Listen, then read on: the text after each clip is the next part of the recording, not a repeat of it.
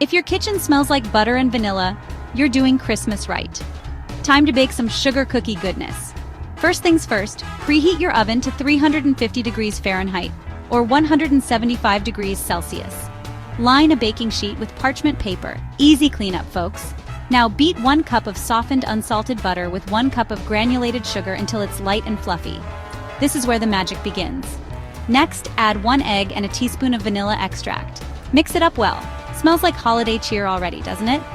In a separate bowl, whisk together 2½ cups of all-purpose flour, 1 teaspoon of baking powder, and ½ teaspoon of salt. Gradually add this dry mixture to your butter-sugar mix. Keep mixing until you have a smooth dough.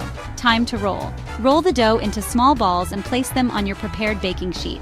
Flatten them slightly with a fork or just use your hand. Pop them in the oven for 8 to 10 minutes until the edges are golden brown.